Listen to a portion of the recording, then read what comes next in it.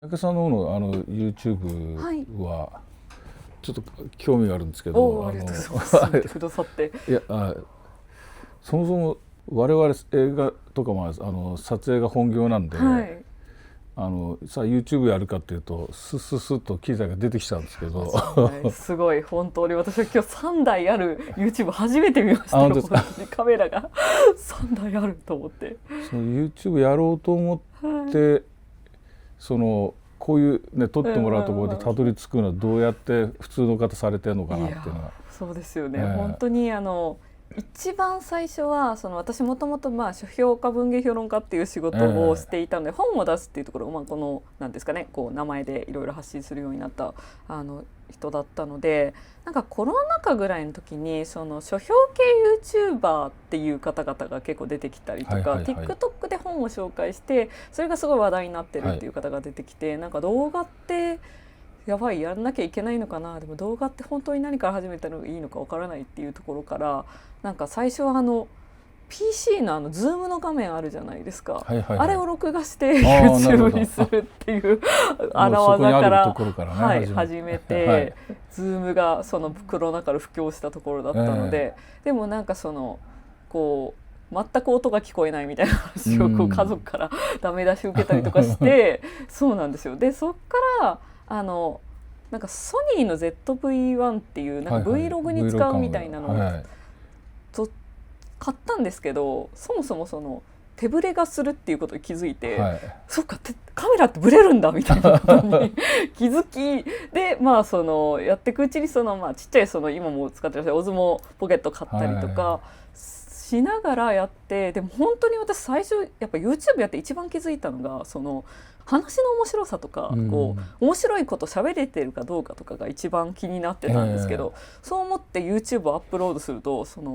最初にコメントにつくのがなんか音量が聞こえづらいとか光量が低いとかなんか光とか音の方が人間は気になるんだみたいなのがすごい、だから本当にこれ出版社が YouTube やるときはあるあるなんですけど、なんか話が面白いかどうかだけにこう文字量だけに気を使ってしまって、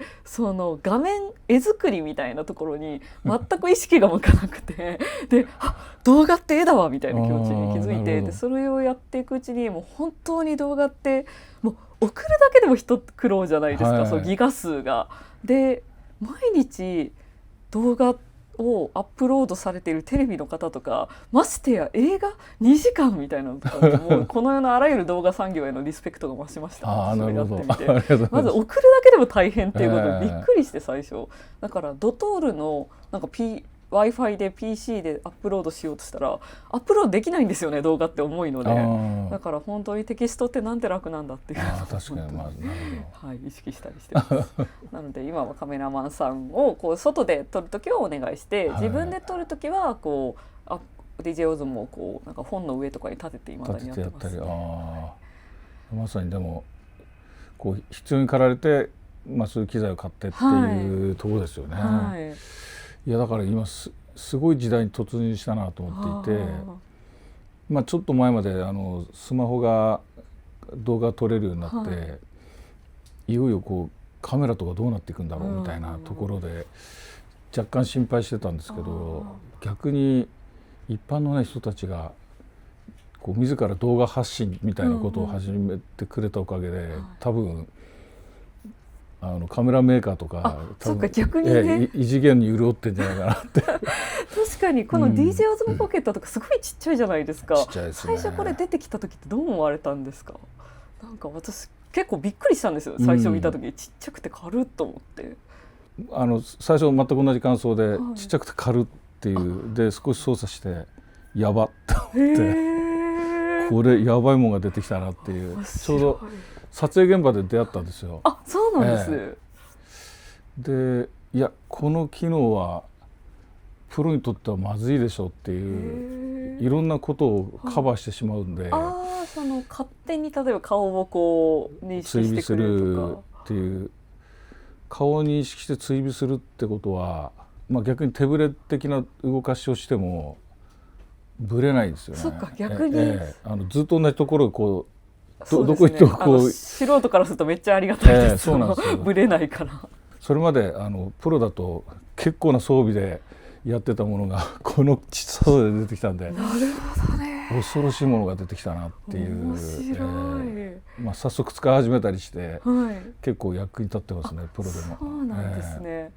なんか私は本当にテキストにしか自分がなんかそもそも多分興味が最初なくて、だからなんか映画とか見てそれをなんかこう例えば感想書くとかでもセリフとかにやっぱこ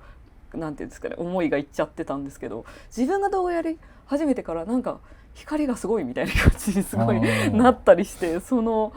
岩井さんとかみたいな方はやっぱ最初から映画見る時ってこの角度がとかこの光がってこうなんだろう、すごいって思えるものなんですか？そうですね、そういう時期はありましたよね。ただやっぱりある程度いくと、大体プロがやるライティングってこんなものだっていうのがもう分かってきちゃうんで、あえてそれをこう崩してるものとか、なんか違うチャレンジをしてるものに逆に驚きを感じるというか、綺麗にこうなんていうんですかね、なんかルネサンス以降の絵画みたいなライティングをされてると、普通だよねっていうなんかこう、でも学生の頃とか逆にこれどうやってあんな絵画みたいなライティングしてんだろうみたいな思ったり技術の方にしてましたけど、プロに行くと当たり前のようにみんなサクサクそういうのをセッティングしてボンみたいな感じで、どんなものでもそうですね、例えば商品カットとか、よくお寿司のカットとかあるじゃないですか、広告みたいな、もう当て方が決まっているので、もうスタジオ入ればもうこうやってこうやってこうやってこうやってこうみたいなもうパターンがあって、車もそうですね。車のライティングも車が結構厄介で、なんていうんだろう、ボディ自体が鏡みたいなもんなんで。そっか、反射するんですね。そうなんです。だから背景をどうくるんでもこっち側のスタジオって半分いろんなものがガチャガチャあるじゃないですか。あれも映ってしまうんで、ちょっと特殊なスタジオに入れたりとか、なんか全面白で覆われているところに車を運んで入れたりとかいろんなちょっと工夫をなんかしたり、いろいろそういう技はねあるんですけど、なんかこの普通の方の YouTube とかって見られるんですか、岩井さんは？割とそうですね、流れてきたものは割と見ますね。そのなんかこう内容が面白いなみたいな感じで見るんですか？あんまり基準はないんですけどなんかサイエンス的なやつとか、そうですね、なんか数学のなんか微分積分とか、高校の時やったけどあんまり分かんなかったなみたいなやつを最近見て、こういうことだったろうねみたいな、全然分かりやすく教えてもらって、なんかありがたいなっていうか。なんていうんですか、予備校の先生が上げてる動画とかなんて分かりやすいんだって感動することありますよね。なんかこうこれのチャンネル面白いとか思われた時ってありますか？いやもう本当にいろいろたくさんねありますけど、つい見ちゃうのはなんか平坂さんって人がやってる、なんか動物に噛まれるってなんかこの間もヒメハブっていうハブに噛まれてたんですけど、YouTube ってこうなんか新しく出てきた何者かだと思うんですけど、こう手に取り方とか入ってき方がちょっと今までないパターンで独特で、なんかそれとね、映画とかこう書籍とか、そのどうやって我々って出会ってきたんだっけみたいな、そのところで考えるとなんかやっぱこうジャンルによって全然違ってるんだと思うんですよね。例えば映画でいうと、映画館に行って予告編を見て知るってことはあるのかもしれないですけど、多分それがメインではないというか、じゃあね、どこで伝えたらいいんだっていうと意外とありそうでなかったり、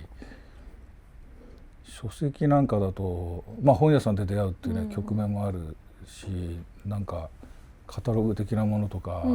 こう今月の新刊を見るとか、今までもあったと思うんですけど、なんかこう YouTube のなんかアルゴリズムでこう出てくるのを見るにつけ、逆に今まで映画とか書籍ってよくあんななんかこう偶然のようななんか出会い方で自分の中にラインナップされてきたもんだなっていう、なんかこう不思議というか、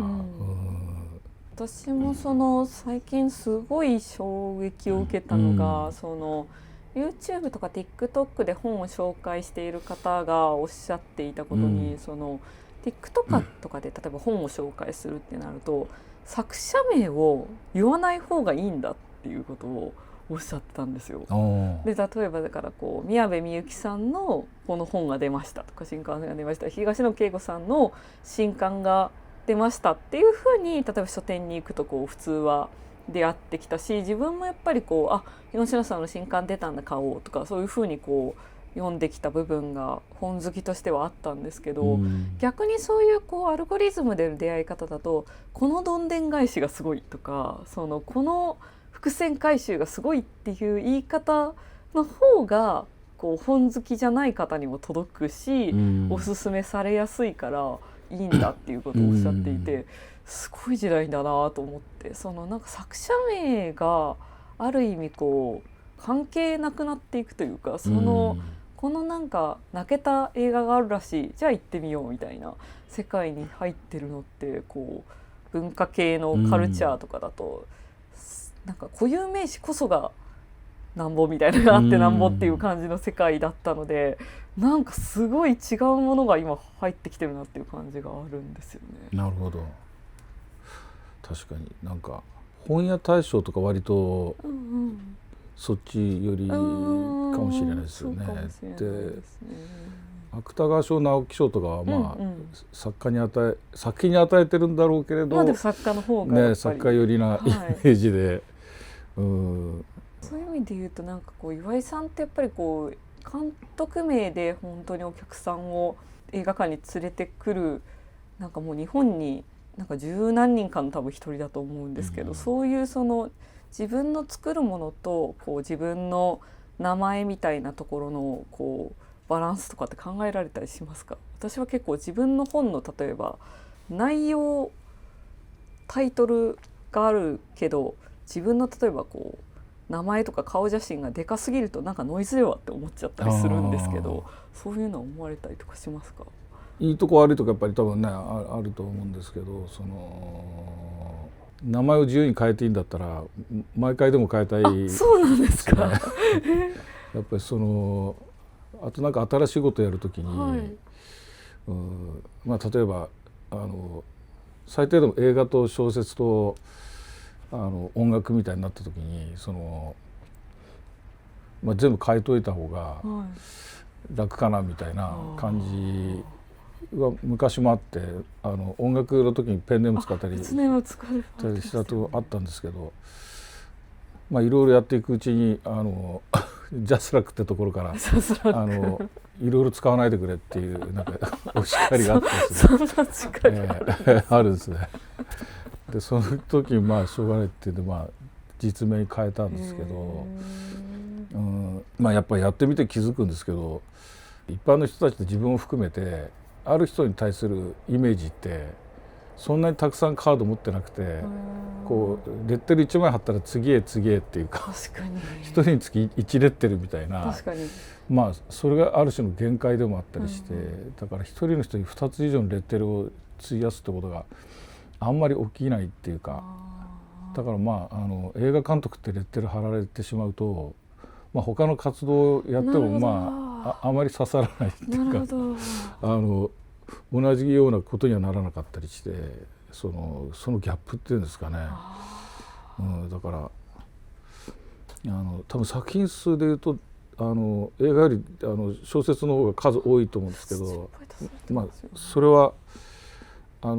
出したはいいけど映画化までたどり着けないケースが結構少なくないので、まあ最後まで聞ききれなかったっていう、まあこれから映画化される可能性も含みつつなんですけど、そうするとまあなんかだんだんこう差が広がってきて、なんか気が付くとなんか小説作品が増えてきたりしてるんですけど、ただやっぱみんなの中では多分映画を作ってる人っていうイメージが多分一番強くあって、強くというかもうなんか瞬間瞬きのようにその瞬間で認識されてる感じっていうんですかね、なかなかここに多くの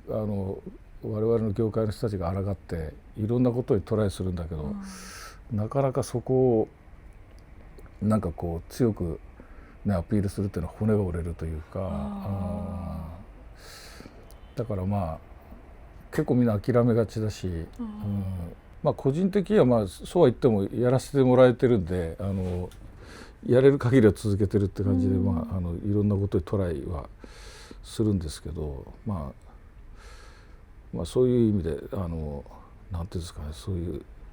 人々が張るレッテルにね誰しもが多分向き合ってて、その中でこう満足する人もいるだろうし、満足いかずにいろいろトライして、でも結果まあなんかそのあがきだったりが、その人らしさをなんかね生んだりもきっとねすると思うんで、そういうのはなんか自分に限らずなんかいろんな局面で見てきたなっていう気はするんですよね。前になんかハーチューさんって人がいて、なんかなんだ人間コンテンツみたいなことを自分のテーマにして、私は生きてること自体がコンテンツみたいな感じで割と SNS 中心に活動されてて、まあちょっと知り合いだったんで、なんか小説を書かれてなんか後ろに後書き書いてくださいっていうんで、まあ書いたんですけど、実際彼女が書いた小説非常に読み応えもあって、なんかすごいクオリティ高かったんで、まあいろいろ伺ったら、まあもともと小説家になりたかったっていう、でそこを目指してたんだけど、まあ自分の人生の中でまあこういう時代でもあって、新しい形でのこう表現のあり方として挑んだのが今やってることでっていう。でやっぱご本人言うわけで、そうすると途端になんかそっちが評価されにくくなるっていう、よくわかりますみたいな、そうなんだ、むしろなんか相乗効果はあると思うんですよね。だから一つのことがこうね上手くなっていくと相乗効果で他も上手くなっていくってのは絶対あるんで、まあそういう意味で言うと意外と特に小説とかね、別ジャンルで上手い方っていうのは、全然いらっしゃるだろうなって思うんですけど、そこら辺がねなかなかこうなんかその一つのレッテルとどう、ね、こう向き合うのかっていうところかなっていう、それでいうとその映画撮るのとこう小説書くのって結構違いが自分の中でこう作るって意味ではそんなに変わらないって感じだが、全く違う作業だなって思われますか？そうですね、作業としては全然こう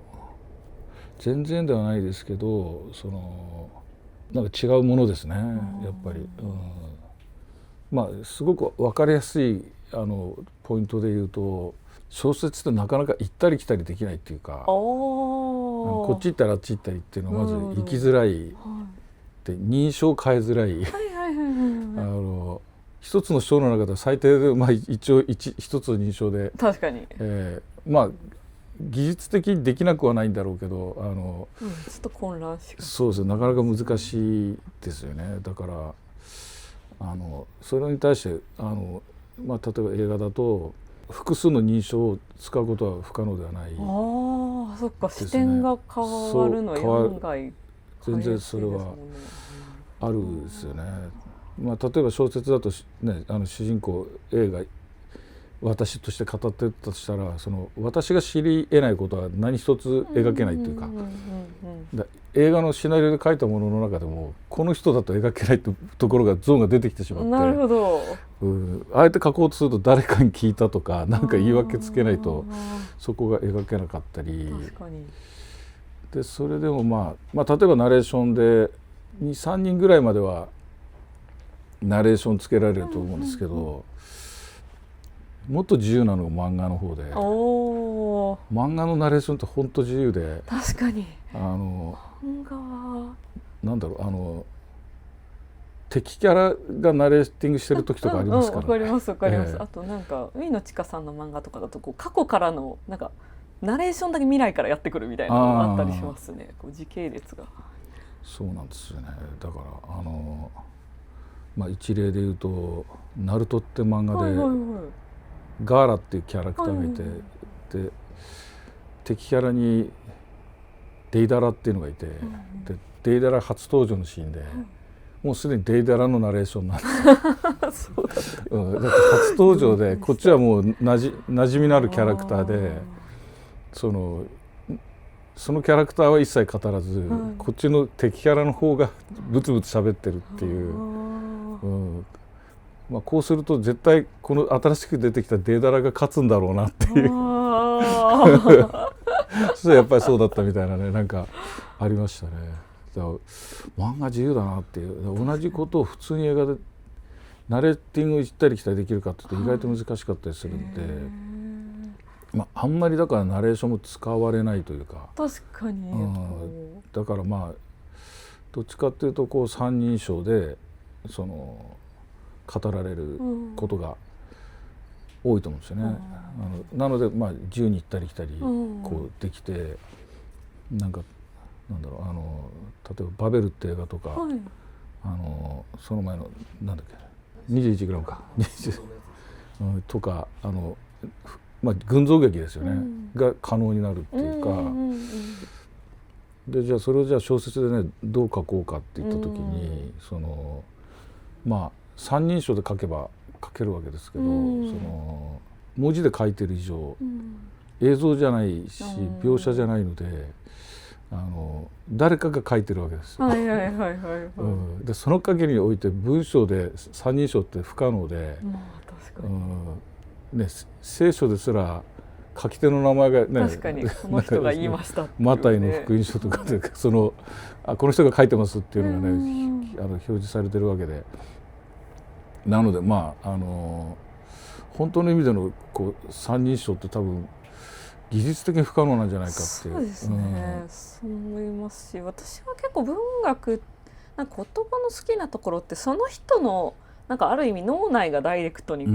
届くというか、文学の方が作者の本当に全部その言葉だからある意味コントロールしやすいというか、作者が全部コントロールした感じの脳内の世界観が全部一人の世界観が入ってくるみたいなところが結構本とか本当人文書にしても小説にしても文字っていうものの面白さだなと思っていて、多分映画とかだとカメラマンさんがいて監督がいて脚本家がいてみたいないろんな人の集合体みたいな、あと偶然このシーンが撮れたとかも多分あると思うんですけど、小説のとかは本当に全部作者がある意味コントロールしようとして、でたまにそこからはみ出るものがあるっていうのが面白さだなと確かに思ったりしてるんですけど、でも確かに認証っていうのはそれはそうだなと思いますね。そうなんですね。だから子供の頃ってなんとなく一人称より三人称が読みやすかったりして、童話とか多分そうじゃないですか。三人称的に書いてあって、そこに私みたいに出てこられると逆にすごい違和感すら感じてたんですけど、確かにハリー・ポッターとかね、ナルニア国物語とか全部三人称的ですもんね。だから谷崎の春金賞を若い頃に読んだ時にまどろっこしすぎて、設定としてはどっかの古本屋でたまたま見つけた江戸時代の小冊子をパラパラ読んで、そこに春金とサスケっていうのが出てきて、その小冊子を読む限りで自分の想像力をこれだけ思いっきり書き立てると、きっとこういうことがあったんじゃないかっていう体で書いてるんですよ。まどろっこしっていうかなるほど、その体自体がその体自体にそこに行きつ戻りつされるんで、非常にまどろっこしいなと思ったんですけど、だけど大人になって自分を書くようになって考えると、もうまさに底をついてるというか、こういう書き方じゃないとこれは書けないんですっていうことに忠実だった文章だなっていう、そこあった物語をそのままストレートに三人称で書いたら書いたで、それなりの何かだったんでしょうけど、そこにあった出来事が結局これって何だったのかっていうと、江戸時代にあった話で、それを誰かが語り伝えるように小さな冊子にして、それが忘れ去られたかのようにどっかの古本屋に眠っていたっていうところまでが物語なわけですよ。そう考えるとやっぱこの手をやる必要は絶対あったんだよなと思って。確かに。なんかそういう意味で自分も書くようになってからなんか割と認証すごい意識しながら読むようになったりとかしてるかもしれないですね。確かに私すごい好きな作家数井茂っていう作家がいて、私は話さないでとか、それこそ日の名残とか映画化もされてるんですけど、なんかその作家がよくその信頼できない語り手って呼ばれるようなこう自分の記憶を思い出す感じで主人公がその記憶を思い出すような感じで書いているんだけれども、その記憶がやっぱどっかで改ざんされてるっぽいっていうことに、なんか読んでるうちに気づくっていう話をよく書いてるんですよ。でその確かにこう人間の記憶ってなんか読んでるとこの人ごまかしてるなみたいなところとかに読者がこう気づいていくっていう感じで書いていて、でそれをその映画も本当に素晴らしい映画にされてるんですけど、なんかやっぱこう小説読んだ時のこのなんかこの人どっかで何かをごまかしてるなっていう、こう気づいていく感じっていうのが意外と映画だとこうやっぱこうまた違う描かれ方になってるなというか、ある意味種明かしみたいな感じで映画になってるのがすごい面白くて、やっぱそれなんかもすごい認証の多分映像とこう言葉の違いなんだろうなと思い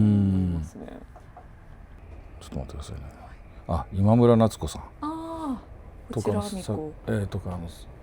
彼女の作品もあんまり登場しない主人公の私がなんかある不思議なこう自分の身の回りの人たちを描くっていうか、でも常にこの人がなんか出てきてここに関わることあんまりないんだけど、確実にこの人のバイアスが入ってて確かにその真実かどうかこの人がいる限りいまいちよくわからないっていうような、なんかそこの仕組みというかその文体が非常になんか好きですけどね。でもそれで言うとなんか岩井さんの作品ってこうなんかこの女の子から見た視点みたいなのがこう強調されてる気もするんですけど、それはこうやっぱでもそれでも三人称で撮ってるって感じがあるんですか？いやでもとはいえやっぱり認証ってやっぱ重要になってきて、で誰が主人公なのかっていう、そうすると結局ね見てる側もその人に多分憑依して見ていくんで、そういう意味で言うと、この人が一人称に限りなく近くなってくるんで、そうするとこうあらゆる動作が、その人の能動で起きてるのか受動で起きてるのかっていうのがこう出てきてしまう。でこれが小説にね来ると、彼が私に言ったなのか、彼から私が言われたなのかっていう言葉選びにまで影響してくるじゃないですか。その私が主だとしたら言われてるわけなんで、多分無意識にもみんなそこの言葉を選んでいくんだと思うんですよね。だから三人称っぽくても結局一人称ある誰かの一人称よりの三人称になかなかやっぱならざるを得ないというか、そういう意味で漫画自由だなっていきなりそっちからいけるんだみたいな、自由すぎるだろうっていうなんか感動すら覚えますけどね。なるほど。私打ち上げ花火君初めて見た時になんかちっちゃい頃の学校って広かったよなみたいな感覚すごい思い出して、なんか大人になってみると小学校ってちっちゃって思うんですけど、なんかちっちゃい頃のから見たプールの広さとか校舎の大きさみたいなのが画面に収まってて、すごいそこに感動したんですけど、それはやっぱ視点を意識してるみたいな話なんですかね。そういうこともねあるんでしょうけど、僕らも学校の撮影とかよくやるんですけど、大人になって同じ場所に行ったらちっちゃく感じたっていうのって誰しも体験してると思うんですけど、なんていうんですかね、錯覚って何で起きてるのかって、今自分の中の持論では、しばらく長いこと脳の中でちっちゃく格納されてたんで、その分サイズがちっちゃくなってるんじゃないかっていう。面白い。なので自分の母校に行ってもそうですけど、他の学校に行ってもやっぱり行った初日は撮影とかで行くとちっちゃいんですよ。で終わり頃になると元に戻ってるんですよ。そうなんですね。広とかな、逆に広くこんな広かったっけみたいな。なんか学校の中の校舎をね、こっちのロケ現場が終わって、はい、つい階段登って上の階にロケ現場に移動っていう時に遠いとか広いとかあれなんか初めて来た時にすごくちっちゃく感じてたのに歩いてると今この校舎でかくなってるみたいなことこうよくあって、なんかそこもちょっと記憶のトリックというか意外とそういうもんなのかもしれないなっていう。でも確かになんか身体って意外と収縮したり拡張したりしますもんね、なんか面白いですけど、その引っ越しとかもこれ引っ越しが終わって見てみると部屋ちっちゃみたいな感じるとかもあると思うんですよね。なんかそういうこう感覚の話だと思うんですけど、こうそういうなんていうんですかね、なんか記憶と感覚のこうものをやっぱそれこそ文学だったら文学で映画だったら映画でなんかこう一人称だからこうそういう描けるものってあるなっていうのを今なんかふと聞いてて思い出しました。確かにお好きな小説家とかこの人の小説は大体読むとかあるんですか？いやまあ大体読んだって自慢できる作家はあまりいない気がするんですけどそうですね、なんか文章が好きなのは太宰治が大好きで歯切れがいいんで読んでて気持ちいいっていうまどろっこしくないまどろっこしくないですね。なんか軽妙というか確かに短編がね、すごい今生きてたら多分なんかブロガーとかになってたんじゃないですか。確かになで結構炎上を起こしてんじゃないかなっていう炎上系なんかブロガーに絶対になってたよなこの人っていう。いやでもすごいわかります、なんか太宰治の「女生徒」っていう作品があるじゃないですか、あれを本当に今もうなくなっちゃったんですけど、なんかこう一部だけをずっとつぶやいて女性とボットっていうのが SNS にあって、ツイッターの140字のフォーマットと太宰の文章で意外と合うんですよ。なんかすごいサイズがそれこそぴったりっていうか、だからすごい女性とボットできるの分かると思いながら私は見てたりとかしました。ヨゼガモンって読んだことあります？ヨゼガモンっていう太宰のエッセイなんですけどね。なるほどないです。5話ぐらいに分かれてて、何かに書いたんですよ。誰かに何か自分の小説を悪く言われたっていうことに対する怒りがなんかどっから始まったんだっけな。でだんだんそこに少しずつ志賀直哉が現れるんですよ。で結局一番誰に怒ってるかって志賀直哉なんですよ。でそれが少しずつ出てくるんですよ。でも最後の方になるともうド頭からもう志賀直哉に対するディスりなんですよ。最初は名前隠してたのにそうなんか遠回しに言ってるんだけど最後もう完全に怒っててもう ただの文句なんですよね。だからすごいのが残ってるなと思って、ただまたやっぱ歯切れがいいんで読んでて面白いんですよね。そうですよね。それを書かれた志賀直哉はたまったもんじゃないなと思うんですけど。間違いない。でもどうなんですかね、あの時代ってでも結構芥川賞欲しいって太宰が言ってる文とかも残ってたりとかするじゃないですか。残ると思ってこの人こんなに残ると思って書いてたんだろうかみたいな気持ちになりますよね。そうなんですよね。そういうかいます？どなたか一番で言うとそうですね。でも数石黒はやっぱりすごいなんか信頼できるって思ったりする作家だったりとかで、日本の作家さんだと松浦理恵子さんとかあと村上春樹さんも好きだし、めっちゃ文豪的な人だとやっぱ漱石と谷崎が一番好きなんですよね、私はね。なんか漱石ってあんなに病んでるのに最後までなんか自殺とかしなくて偉いみたいな気持ちですごい読んでてなってなんかずっと神経症というかもう胃潰瘍で、なんか本当に漱石がイギリスに留学した時の日記っていうのが残ってるんですよ。でそしたらもうなんか船の中からもう病んでてもう船酔いがやばいみたいな話からなんかもう嫌だみたいなことを書いてて、でやっぱロンドンに行っても全然ここには日光がないみたいな話とか、あとやっぱ言葉が出てこないっていうことストレスが本当尋常じゃないみたいな話で結局連れ戻されたり病みすぎて連れ戻されたりとかするんですけど、なんかそこまでなんかしんどいのにやっぱそれを小説とかだとどっかユーモアに変えてる感じとかになんかなんですかね、こうグッときちゃうんですよね。ユーモアに変えててそうだよねっていう気持ちになります、読んでて。実際ね、なんか作家としての活動年数ってそんなに長くないんですよね。そうですね、すごく短時間でね、日本トップの文豪になったっていうのも確かに短いですよね。短いですよね。昔の人って結構やっぱなんか短って思う時ありますよね。短いですよ。10年ぐらいしかないんじゃないですかね。確か漱石は本当にその卒業作家になったのもね、東大の先生になった後とかだったので、朝日新聞に雇われて。なんか調べられる、我が輩猫であるから亡くなるまで。1905年から1916年が活動期間です。そうだね、11年だった。わずか11年でね。11年って短いですよね。よく考えたら。ね、後輩たちから慕われて、どういうことなんだっていうねちょっとよくわからないキャリアですよね、本当。結構演説とかも残ってますもんね、漱石で。講演とかもちゃんとやって11年で作品を書いてっていう気持ちになりますよね。先生時代も長いですもんね。そうですね、結構こ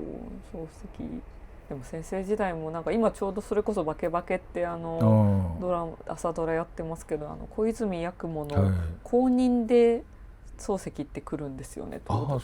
い、東大の英文科のなんか先生にその小泉八雲がなって、その後漱石が東大の英文科の初めての多分日本人教師みたいな感じでなるんですけど、なんか小泉八雲先生の講義が本当に面白かったので小泉八雲先生を返してくださいっていう署名運動が起こってでそれで病むみたいな感じでかわいそうと思って。でも多分小泉八雲とかなんか本読む限りめっちゃ話面白かったと思うと思って、それに比べたら漱石は確かにちょっと真面目な授業しそうなの分かると思って、すごいなんかそのあたりもこう胸が痛いと思いながら読んだりしました。不憫そうなんですよね。そのことをだから結構「我が輩猫である」とか読んでいると、こう漱石のなんていうんですかね、教師自体へのちょっと皮肉みたいなのを書いてたりとかするんですよね。だからなんかやっぱこう先生であることをちょっとこうなんか茶化すじゃないですけど、そういう形で小説書いてたんだなと思いますね。心とかも先生と生徒の話だし、なんかやっぱ先生であるっていうなんか結構アイデンティティがずっとあったんだなと思います。